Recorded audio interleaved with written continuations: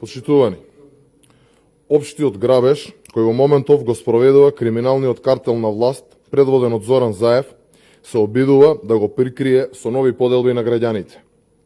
Криминалот и расипништвото не се европски стандарди. Да се делат крвави тендери во здравството тешки десетици милиони евра на фирми кои постојат еден месец не е европска вредност. Да се ангажираат камиони на братот Вице во нетранспарентна процедура не е европска вредност.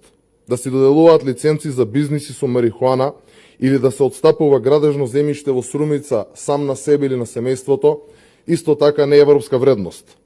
Фондот за иновации да дели средства на роднини, на советници без никаков критериум, не е европска вредност.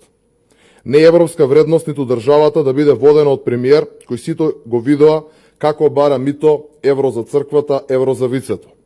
Не е европска вредност ниту државата да биде водена од премиер кој е два пати аболициран за криминал.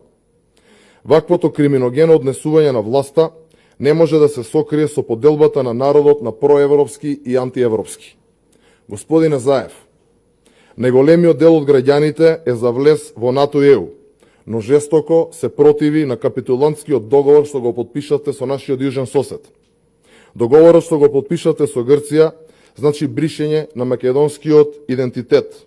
Со капитулантскиот договор се менува името на Република Македонија, се менува Уставот на Република Македонија, македонскиот јазик, македонската нација, македонската култура, македонската историја и традиција. Република Македонија не само што се откажува од македонците надвор од границите на државата, туку се откажува од сето она за кое што се бореле нашите предци и за сето она што ни е оставено да го чуваме во аманет.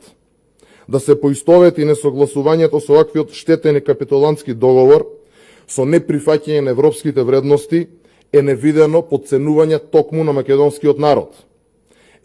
Европските вредности ќе бидат достигнати само кога политичари како вас ќе излезат надвор од политиката и нема да имаат шанса по трет пат да бидат аболицирани. Ви благодарам.